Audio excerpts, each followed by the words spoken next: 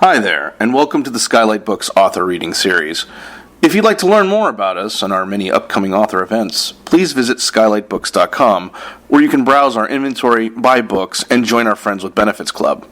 You can also follow us on Twitter, Tumblr, and Facebook. To speak to a real live bookseller like me, please call 323-660-1175. Thanks for your support, and enjoy. Double Vision, the photography of George Rodriguez, is the first ever career retrospective containing over 200 photographs selected by Rodriguez in concert with scholar, writer, and curator Josh Kun. The book spans 5 decades of photographic work split across 2 vastly different lives. His glamorous work for film studios and record labels alongside vivid, bracing images documenting the social movements and protests that were exploding on the streets of Los Angeles and throughout the country. George Rodriguez's career reveals a visual history of Los Angeles that spans over 45 years. Born and raised in South LA, he has documented some of the most important struggles in the city's history: the East Los Angeles student walkouts, the Chicana moratorium, and the United Farm Workers movement, alongside others. Through his work in the television recording and film industries, he has photographed stars like Marilyn Monroe, Elvis Presley, Lucille Ball, Michael Jackson, Jim Morrison, and more. Josh Kun is a 2016 MacArthur Fellow and the winner of a 2018 Berlin Prize and a 2006 American Book Award. His research focuses on the arts and politics of cultural connection, with an emphasis on popular music, sound, the cultures of globalization, the U.S.-Mexico border, Los Angeles, and Jewish American musical history. He founded the USC Annenberg Distinguished Lecture Series on Latin American arts and culture. As a critic and journalist, Kun has contributed to the New York Times, the LA Times, the American Prospect, Los Angeles Magazine, LA Weekly, and other publications.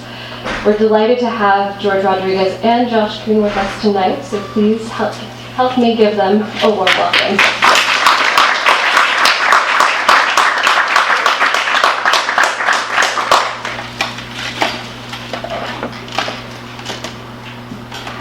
Hi everybody, thanks for coming out. Hello. On a school night, or summer camp night, whenever you're boys in. How are we doing? Oh, fine. I'm late. I was out the other end of Vermont. Just fun? Just because? Oh man, I thought I'd be early. If you live in LA, you know what that's like. There's water right there for you guys. Water. Right there on the shelf. If you're thirsty. So we're here to talk about Double Vision, which I don't know, people have seen Double Vision in the actual page-turning flesh. Published by Hat and Beard Press. We're in the house tonight, and we're really proud that this book has been finding its audience and being noticed by folks across the country. And we're thrilled to be here at Skylight, which is always like the measure of stress, of anxiety, of being in such a great bookshop, and especially during this week, this crazy week with such great writers all week reading. So I know I'm thrilled to be here. I know you're thrilled to be here. Yeah, no, I'm glad to be here. This is great. I've never been in this neighborhood. I mean, not recently. So. Was this ever on your photography radar? Yeah. You are now. Yeah. Oh, now we are. Okay.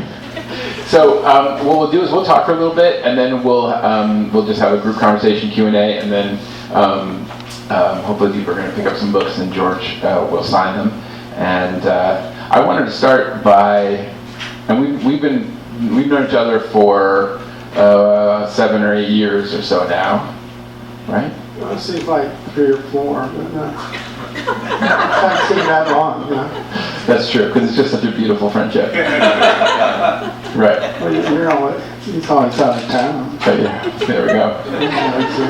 So friendship based on guilt and remorse. And so we've talked a lot over the years between us and increasingly in front of audiences about things. So we're trying to, I wanted to maybe ask some questions we haven't talked about recently. And one of the things I was thinking about today was, a lot of the photographs that are in the book and a lot that have been talked about, particularly in the press, and particularly this year, because of the 50th anniversary of the walkouts in East Los Angeles, has been your role in photographing East Los Angeles.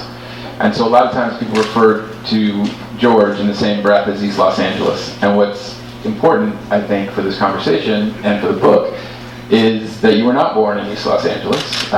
You are the product of downtown Los Angeles, of Skid Row, and then ultimately of South Los Angeles. Could you talk about those neighborhoods in your life?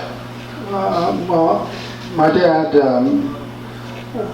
my parents, they came here in 1935 from San Antonio, Texas. And my dad started a shoe repair shop on Skid Row. And so I lived there till I was about 13 years old. And then we moved to South Central.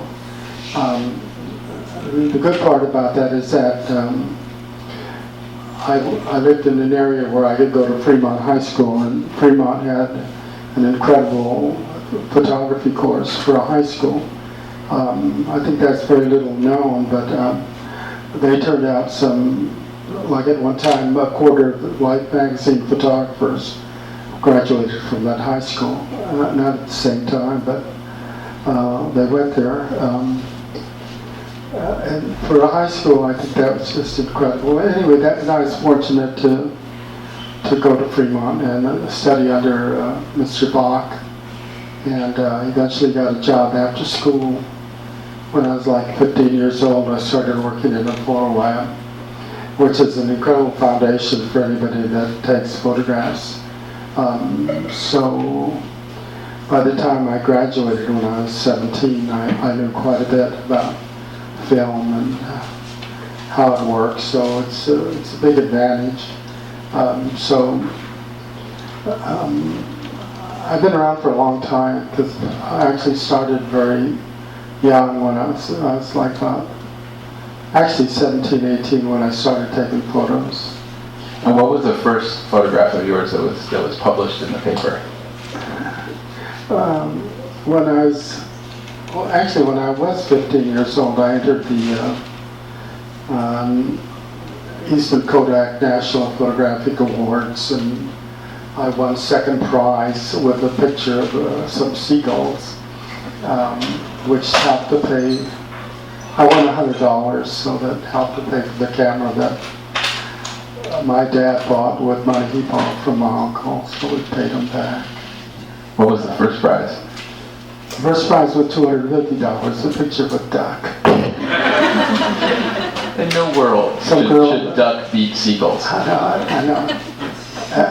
What really hurt was she went to Hamilton. That's a very good LA joke for those who aren't familiar with Fremont Hamilton battles. Hamilton's a pretty nice looking school. Anyway,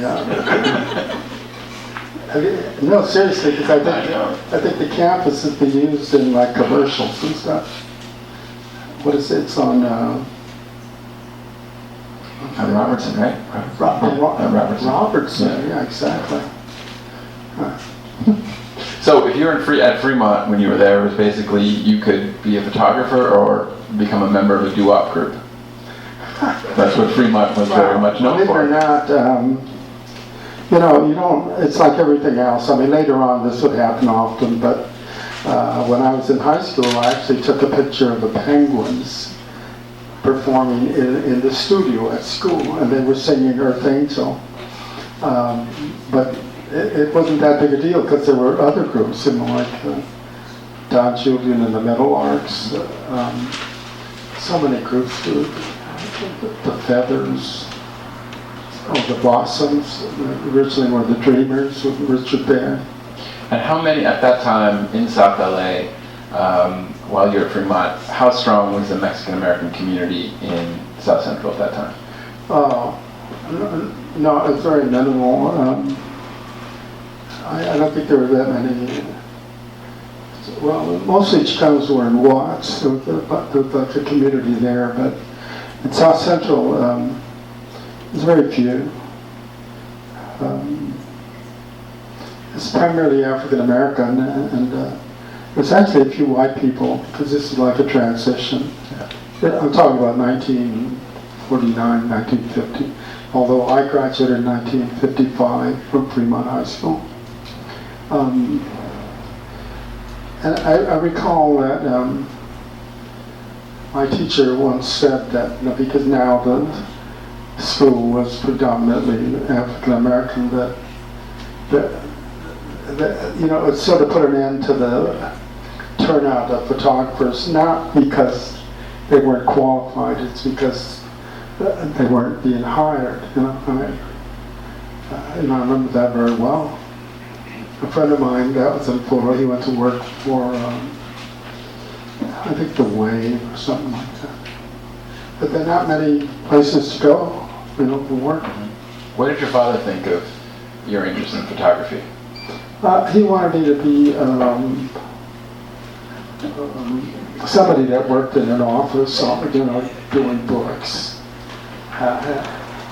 He wasn't, photography was just something on the side. I think he wanted me to get into a business course. Well, I know that I started with those electives in school. But unfortunately, I got into photography. But mainly, like I say, I got a job after school working in a photo lab, but it hadn't really very influence of photography. Mainly I had to make some money, I had to get out and help out.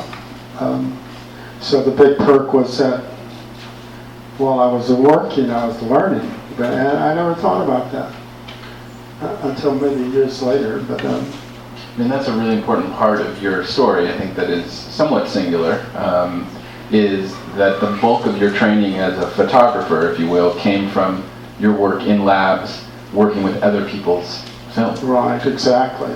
That's how I learned. But like I said, initially I just got a job to make some money. But working in the photo lab, it seems that kind of stuck with me, because then I seemed to progress towards this area, to the Hollywood area. So I worked in every lab that was down here. Eventually, I was fortunate to be asked to set up a lab at Columbia Studios, because they couldn't maintain their lab, so they closed it. And this man that I was processing film for, where I was working, he asked me if I would come to Columbia and set up to run film. And who was that? His name is Phil Cutler. Okay. He's this little guy that used to make the rounds of the studios. He would go to like 20th Century, Paramount, United Artists, Columbia, and pick up the film that was shot by the stillman, and then he would bring it to where I was working at a place called Newell's. And so he figured that if he could hire me to do that at this lab at Columbia that was empty, then he wouldn't be the middleman anymore. Well, I guess he still would. So that's what happened. He asked if I wanted to do that, come to work at Columbia Studios. Of course, I did, and it's pretty weird, because it's like a huge area, a huge lab, and I was the only one in there. It's like an overkill of all this equipment, and I just set up a line to run Ectochrome, which is like 7 tanks of chemicals. So black and white is like 3, but color is about 7, 8 tanks. And that sounded like a big deal, but that's what I did, that's what I did. So it's kind of easy for me. Yeah. And as part of the training for that, you also worked with a guy named Sid Avery. Yeah, Sid Avery. Does that name mean anything to folks, Sid Avery? Sid Avery. Explain a little. Sid Avery, he shot for Look and Collier's, for Life magazine. He's a great photographer. And particularly one of the major celebrity photographers. Yeah. I mean, there were a few that worked in Hollywood, but they're mainly magazine photographers that were. I think if you were in the Hollywood area, then you would be hired to do stories. And so when you were working with Avery, for example, you would go with him on shoots? Exactly. Yeah, I went to, what I recall, we went to shoot Lawrence Welk at the Paragon Ballroom at the end of the pier down there. Mm-hmm. It later became rock and roll. than you. But anyway, we shot, or he did, Lawrence Walk, and then we went to Lucille Ball's house. He did like the home layout on Lucille Ball, and I recall that very well because he set up a shot where she was barbecuing, and one of her eyelashes came off and fell in the coals, and it just burned. And then more recently, somebody found that photograph, right? Yes, that's right. It was a long time ago. Anyway, there's, the word luck comes up a lot when you're taking pictures, and you get lucky occasionally when you take the photograph, but I think I mentioned that, but it takes so much experience and time and years to get to the point to be there. So you're not lucky that you're there. You're just hopefully lucky when you take a photograph. But you have to pay your dues. It's just not. Photography is a great deal of fun, but it takes a lot of background, a lot of study. It's weird that as a photographer, you're always learning. That phrase about hopefully it comes out.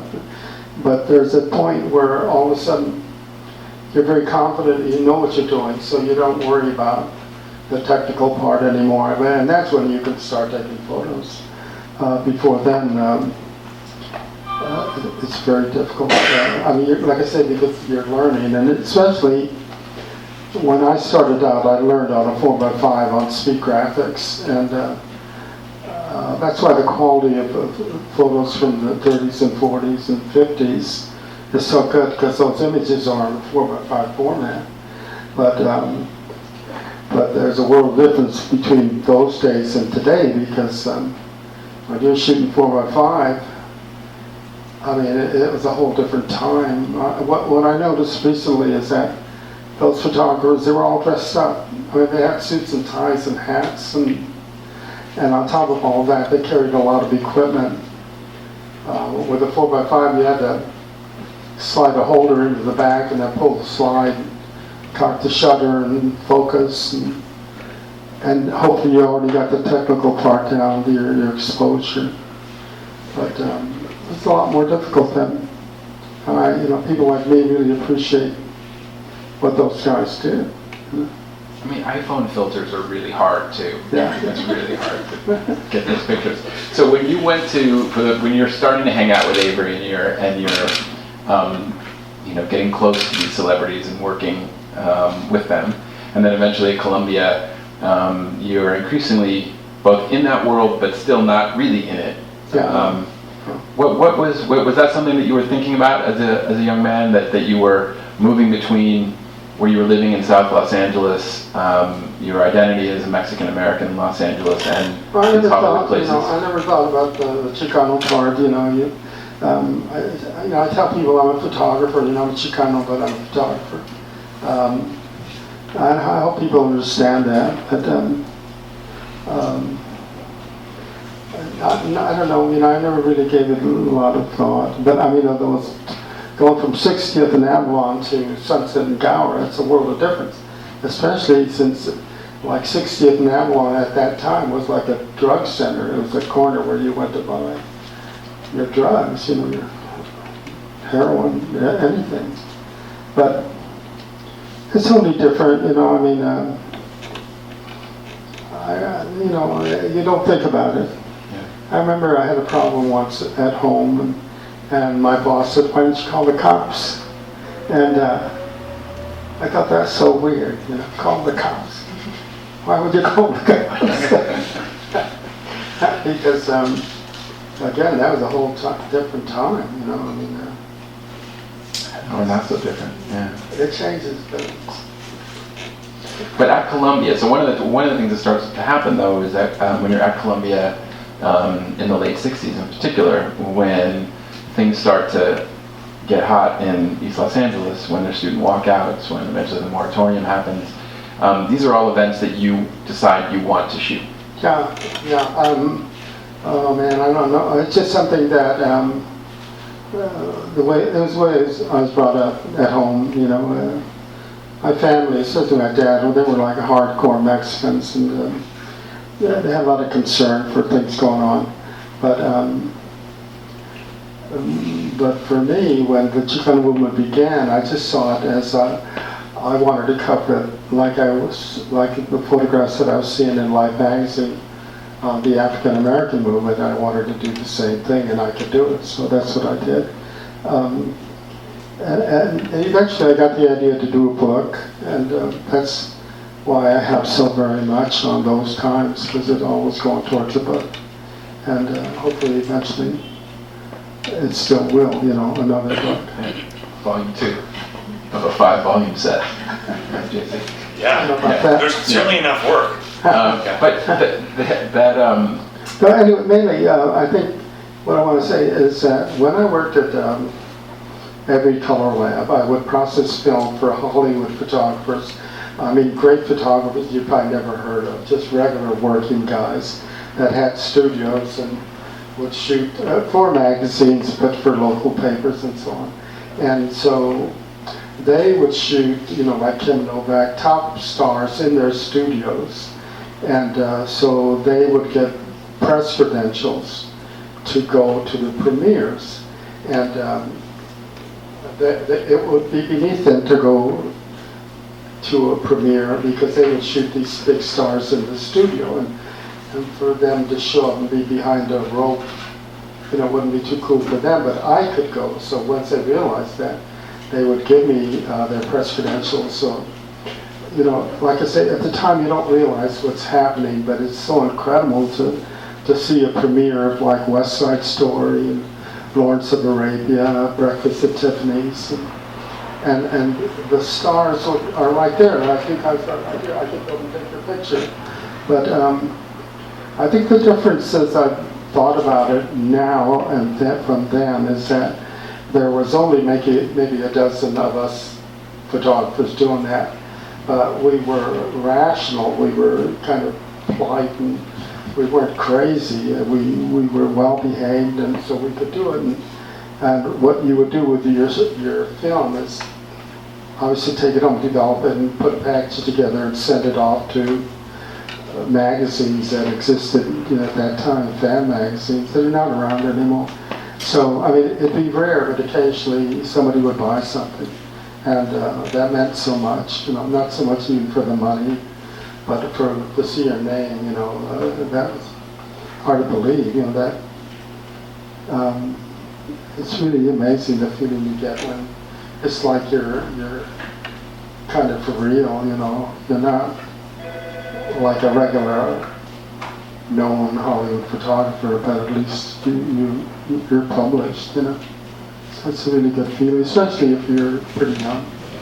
George, what was so that you just described that feeling for us of going to a premiere and that there's a sense of awe or a sense of spectacle there. But compare that feeling though to what starts to happen a few years later when you're, for example, on assignment for West Magazine and you're in Delano with the farm workers. What's that feeling like compared to that? Well, I think for some reason, I think even as a kid, when television began, you see these images of maybe TV studios, and I kind of noticed that, and I wanted to do that, and I wanted to be a part of that.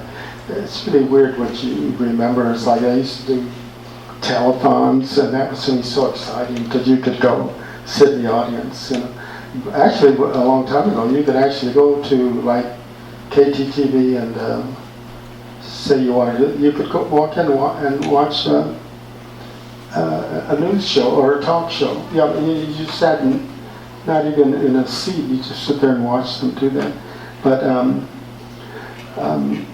anyway,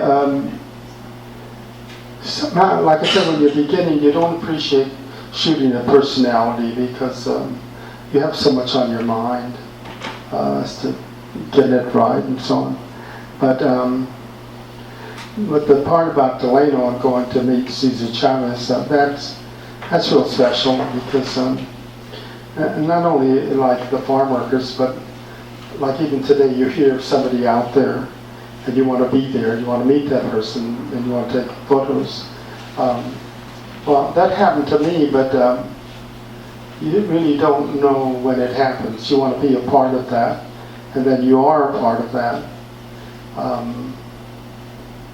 It's hard to explain, but it's like MALDEF. MALDEF is the Mexican American Legal Defense and Education Fund. Before I was a part of them, I would hear about them, all the work they're doing. And then you just so admire and respect that. And then before you realize that you're doing work for them, you're a part of it. You're part of that family. Those are, what make you feel good when your work, helps causes. Did you ever have a similar feeling that you felt a part of Hollywood? In the way that you felt like you were part of? No, not really. Sometimes you're in awe of people, but that's pretty rare. I mean, they're like everybody else. Stars. Sometimes you realize somebody is extremely talented, and that's when like I remember hearing this guy that did East of Eden, the director. What's his name? I feel like you've asked me this question. I have asked, and I never know the answer. Is it George Stevens? No.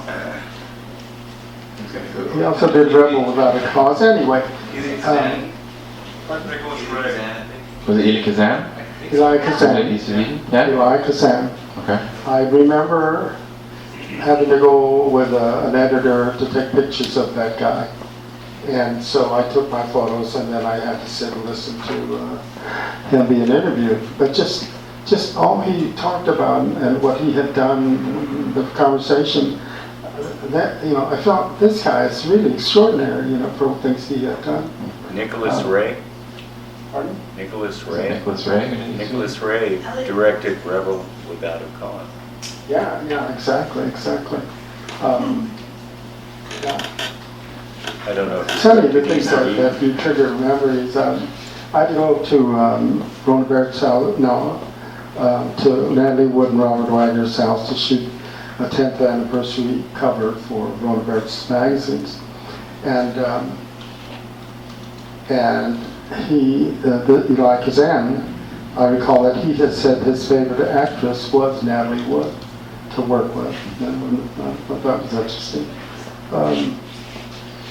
But anyway, like I say, sometimes you're around people that they're special. Obviously, Cesar Chavez would be one of those, but who I mentioned before was Janis Joplin. Yeah. You feel. But you did not get to take a picture of it. I didn't get a photo of it. But who's in that same bag, and he's not that well known, Johnny Rivers.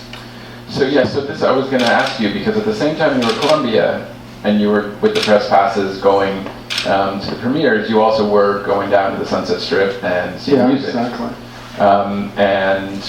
Really the kind of gateway for you into shooting musicians was this guy Johnny Rivers. Yeah. How many Johnny Rivers fans in the house?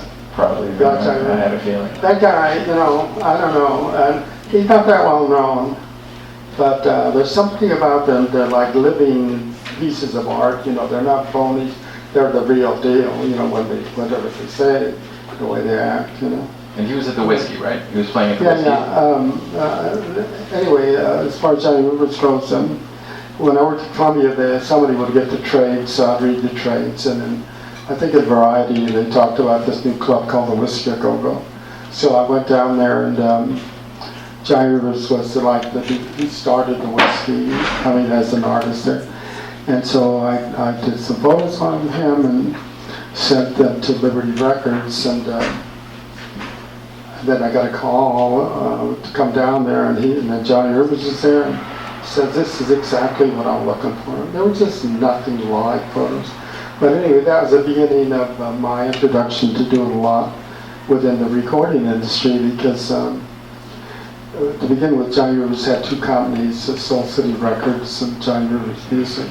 So I did a lot of work with them, which meant the 50 Mention, Jimmy Webb, Al Wilson. But the thing, at that time, I don't know how it is today, that like the studios, recording studios were like a family. It was a network of big time musicians, and they all knew each other, they all played together, although they weren't in a band. So the point is that if they needed someone, like a photographer or whatever, because that family is very small, in my case, someone would say, well, I know a guy, George. So that's how that began. Just. And one of the stories that evolved out of that was the night that you went to Whiskey to shoot a band called Them, who were in town. Yeah. That's right. It's funny you say that, because that's probably how I knew them, as Them, and not Van Morrison and Them, because it was never him and them. It was just Them. So anyway, I got an assignment from I think it was Bang Records to go to the Whiskey and shoot Van Morrison. So I did that, and the last set, because the Doors were the house band, somebody joined someone, so it ends up with them playing a whole set together. But somebody brought up the fact that, I don't know how they knew, but they were singing Gloria, Van Morrison's song. In fact, Raymond Zarek one time said that it would be interesting to put together all these photographs with the song. And I think that's done today. That would be very cool. I mean, it's interesting, because when I first saw that series of photographs, and there's probably in that set there, that at least that you printed, 15 or so? Yeah, there's a lot. There's a lot, but you printed about 15 that are not printed. Yeah. And they're really gorgeous, historic photographs of Jim Morrison and the Doors and Van Morrison and them singing together at the Whiskey. And the only, correct me if I'm wrong, the only photo from that series that was eventually published or released was the solo shot of Van Morrison's face that ended up on that solo record of his, A Blow in My Mind. Yeah. And all the rest of that series hadn't been published. No, I don't think so. I don't know how that worked. Everybody, I mean, there's different situations. Sometimes you just give them the shot they pick out, or you're being paid for the night, and they keep everything. I know I've got proof sheets on the Doors, and I don't have the next to them, so I don't know how that happened. It's unfortunate. But we do have some images in the book from that night. It's things that are neither here nor there, but if I had it all to do over again, I would like shadow Elvis Presley. I mean, take a lot of photos of where he was. I'd be there. And I couldn't stand him. I mean, 2 songs I like that he did. I mean, but I'm not a fan. But anything on Elvis is worth a fortune. I mean, any original stuff on Elvis Presley, there's selectors. You just name your price. So hold on, if you were going to do it all over again, you just do it to make more money off an Elvis picture? I don't believe you. I think part of it. But I do a lot of other stuff also. So how did you end up with the Loffer Company? Now, I don't know how, Well, it's going to date myself, but I was a big time subscriber of a quality magazine called Tiger Beat. Well, I know. I know Alexis was big in Tiger Beat. Any Tiger Beat fans? Anyone know what Tiger Beat was? Well, everybody has heard of it and knows about it, but nobody subscribed to it. How would you describe it? It was a teen fan magazine. Sean Cassidy. Cassidy. That's awful. No. It's easy to work for, but I used to have to tell people, this is not Time Life, it's Tiger Beat, because they took things too serious. But You shot all kinds of young stars at that time. Yeah. I shot them before they did anything. Tom Cruise. Because like the same managers would bring these guys because they handled young people, young guys. Right. But I mean, I shot like Tom Cruise, Rob Lowe, Kristen McNichol. How long people that most have never made it to anything. The entire cast of Different Strokes. Yeah, it's only 3 of them. Kids. But I pulled that punch. Maybe there's only 2 actors. And that would be Ricky Schroeder was pretty cool, and that kid, the show you just mentioned. Which one? Different Strokes? I want to say which St. Willis, something like that. Yeah, Gary Coleman. Gary Coleman. Incredible, huh? He was the actor. The auteur was, yeah. Yeah, great. You know, it's funny, you don't realize, like I said, I shouldn't love people that are just being brought for photographs and they kind of test them. But you don't know who's going to make it, but you kind of know who's not going to make it. Some people know right off the bat, man. Well, obviously that would be Michael Jackson. So you shot Michael Jackson the first time he was in Los Angeles with the Jackson 5. Before they were still in Indiana when I shot them. I mean, but they were performing out here. I was doing work for Motown when Motown was still in Detroit, and then they came here. And so for the first Jackson 5 record was actually Diana Ross presents the Jackson 5. Yeah. And you shot the photos on the back of that. Right, exactly. And obviously, as you know, she didn't discover him. 2 or 3 other people, you know. I mean, there's one guy that really did, and then, well, that's a long story.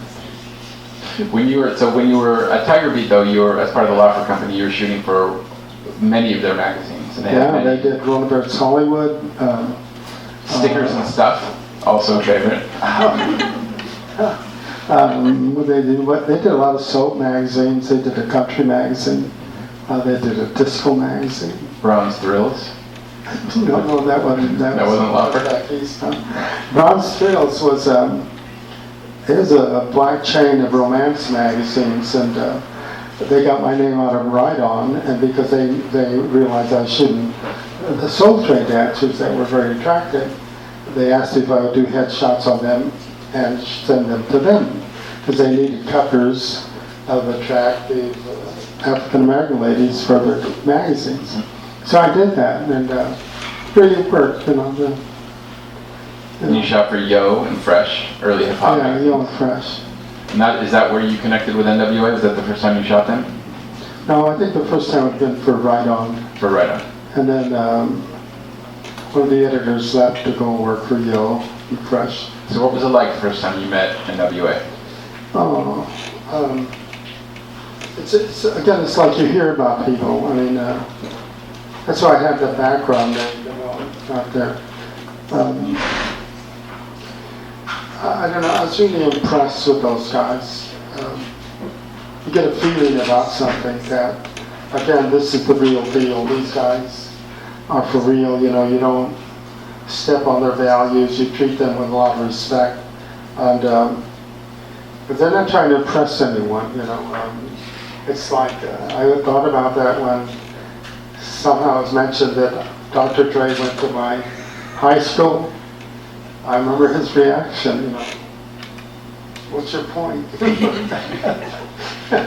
So, no Fremont hug, secret handshake. No. But I'm so fortunate. I mean, I loved, you know, especially like I did a fashion layout on the Soul Train dancers, and because my studio was partially a dance studio and a small theater, they would just show up.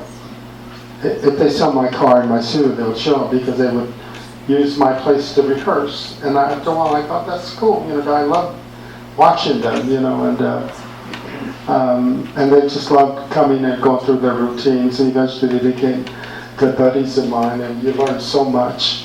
You learn so much about, you know, from a group like that. Because they're like in the forefront. They're talking. They're using language people will be talking, you know, in 10 years. You know, slang and stuff, and not so much. Well, maybe styles, but I don't know. They were a lot of fun to be around. But one interesting point is that, again, I rented from the Professional Dancers Society in Burbank, and so dance companies would come through LA, and they would also rehearse in the building I was in, so that was a big plus for me to see this. But that society, they knew of like Donald O'Connor and Missy Gaynor, but that's, and people like that. But guys that I had that I was shooting, like MC Hammer and Shabadoo and Soul Train Dancers, had no clue about that. They didn't realize that what was happening now at that time.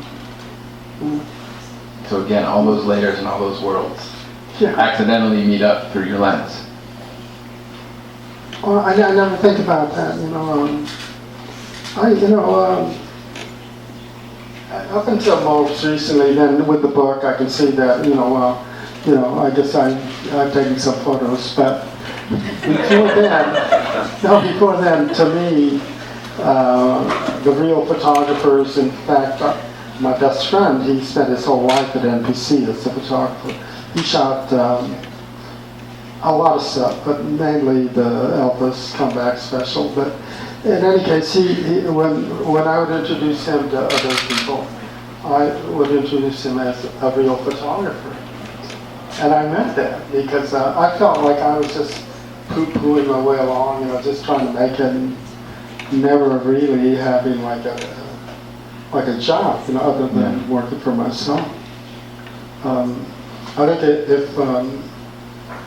if the Lawford Company hadn't been bought by a company back east, I'd probably still be working for them. Oh no, they don't exist anymore. But that forced me to set up a studio. Otherwise, I may never. I do think one of the things that your work taken together does is, and I know that you push back against this, is make us ask that question: what is a real photographer, and what is a real picture, and what's a good picture, and what's not? And I think that, for me, the beauty of your work is that it's so expansive and moves across all of those hierarchies. And I think you're a real photographer, and this book celebrates you as such. Well, I changed my mind that Just now? a little bit. But, I think that photography is not an art, But I would say that occasionally, maybe once or twice a year, it can be. But for the most part, you're just taking pictures of something. But yeah, no, I see things that other people have done. I'm amazed, I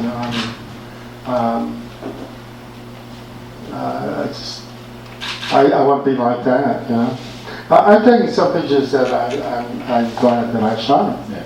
I would like them even if I didn't shoot.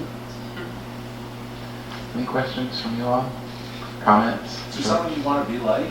Like a photographer, you just said, I want to be like that, or I want to take that picture. Oh man, my idol, I guess, of all time would be Joseph Karsh. He's a portrait photographer from Canada. He died a long time ago. But he was very different. The quality of his work is incredible, but he shot like 5x7, 8x10 format, and then when he shot pictures, he only shot like 5-6 photographs, and that was it, because he was using view cameras, but that's all he needed, It's totally different. Again, my idols were like magazine photographers, like Life magazine photographers. Recently, that picture of I think it was over the weekend, there was a full page in the LA Times of those two African sprinters raising their hand. That's John Dominus with the Fremont. A lot of iconic photographs came out of that school. What was it like shooting Michael Jackson? What was he like? Yeah. Oh man, at the beginning he was some regular kid, regular kid. With 2 pet rats. Yeah, he had 2 rats, one named Ray and one named Charles. That's in the book too, Bob. I don't know. I took pictures of him when he was like 15 years old the very last time, and I could see a change. He was very preoccupied. Very polite. I mean, he would work with you, but his mind was somewhere else. Just, I don't know what happened there, but as a kid, he was cute little guy, and extremely talented. He's one of the personalities that first time I saw him, I thought, I mean, like they were superstars overnight. They played the form, they were introduced to the form. The next day they were superstars, but rightfully so. He's incredible. Not a lot of people like that. And one of the earliest photos that you took of him with the rats was in his bedroom in Encino. They had like that compound family. Yeah, but they had just come out here from Hysteria, Indiana. Yeah. They had a couple of dogs, big dogs, and a couple of cars in the backyard. Yeah. And really cool family. I know Joe Jackson died recently, and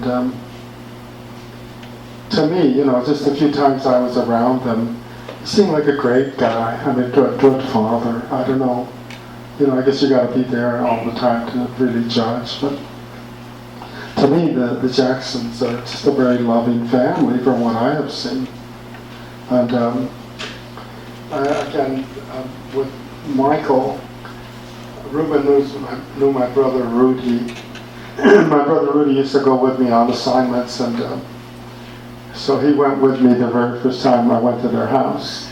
And we were talking about Michael, and Michael realizes this is my brother. And we're like in our 30s, and Michael asked me who could beat up who.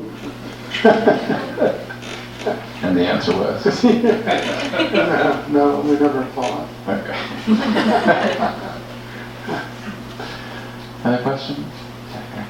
Thank you so much for your time. I'm curious about the cover photo. I was wondering if you could describe what it is and why you chose it to be the cover of the book. What, that one?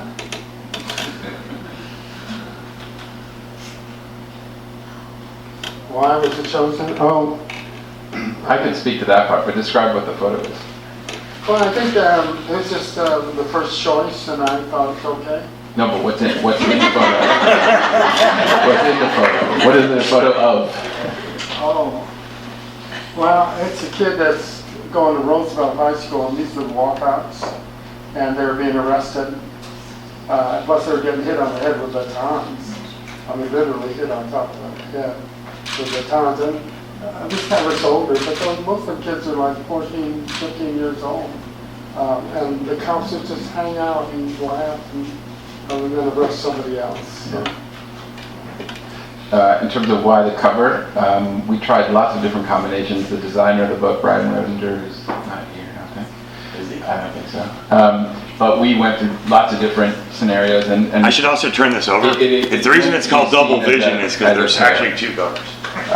And so that you could flip it around, and the back would also serve in a way as a cover, and they represent at least two of the many worlds that George moved through. Yes, I think it's a good example of how things used to be, because I remember, obviously I'm very, very close, and I was shooting with a 2¼ rolling, and I'm probably like about 4 feet away. But this would be, I don't know, 62, and you couldn't do that anymore. To get that close. No. Right. No. And I guess rightfully so, it's a whole different time today.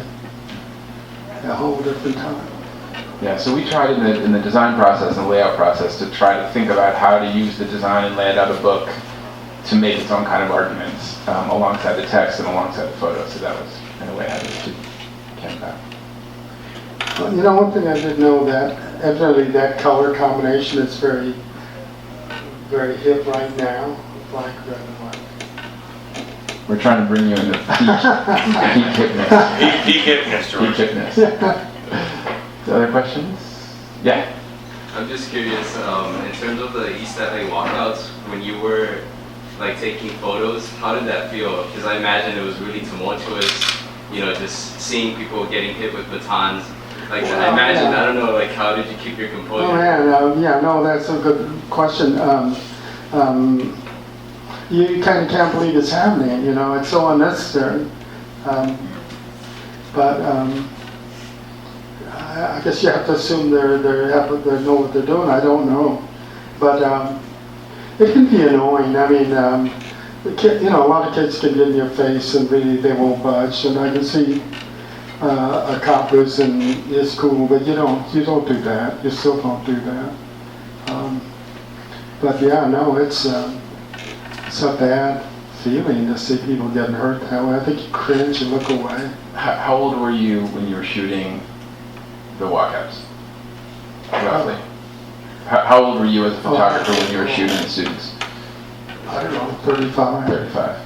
Did you have any moments when you thought that could be me, or that could be me on the other end? Of identifying with the students? No, not. No, well, maybe, because, when you work without credentials, without a police pass, then you get it from both sides. Especially if you're in a Latino, Chicano, Mexican-American neighborhood. Now it has to do with immigration, so people don't want their photo taken. But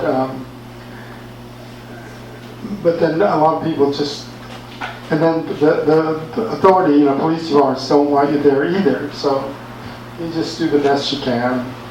I wish that I have a lot of stuff on the moratorium, but I would have a lot more if I, wasn't told to leave. But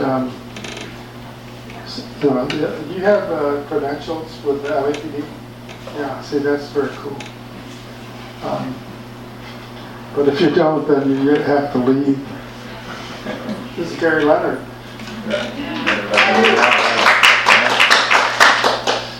Maybe one more question, comment? Yes.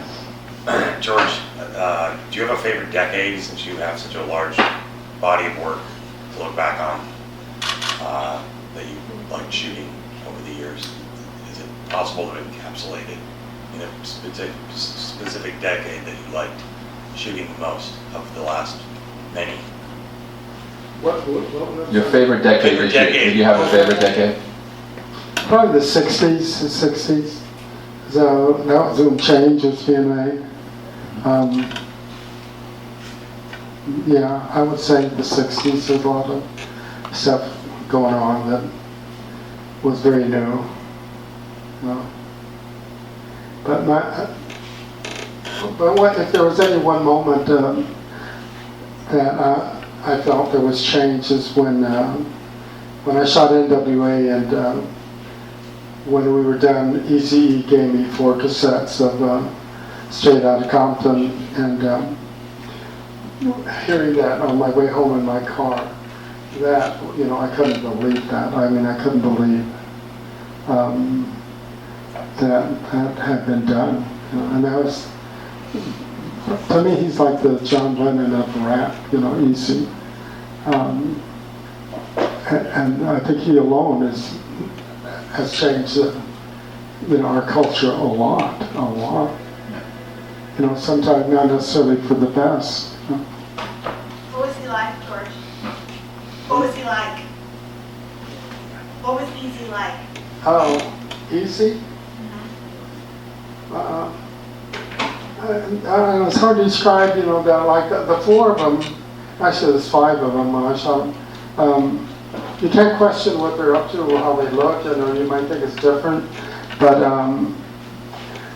but you realize that it's a change, and you feel very fortunate later to have been around that and see that. He's very cool. He's a little guy and very muscular. He's sort of like a Michael Jackson. Both of them very cute guys. That's not the good way to describe them, but very good people. Great eyes. You got the shot. Your portraits of him really capture his eyes, especially with the glasses up, the looks up. The eyes are beautiful. He's very much out there. Sometimes a bit, kind of corny with but you can't question that, those hockey masks that he wore. Yeah. Well, sometimes people do things you can't question, style. Like, who was there? I think it's LL Cool J used to wear one pant leg up to his knee. What's that all about? It's a bike messenger on the side. Or some guys that show up and they still have the price tags on their clothes. Not really a question. I know what I like. So your next book will be a book on fashion? That's happening? Yeah. I want to thank everybody for coming out, and I want to also just thank George again, as I always do, for your work. You've been listening to the Skylight Books author reading series. Don't forget, you can listen to this and all of our other great podcasts at skylightbooks.com. Thanks again for stopping by, and we hope to see you soon.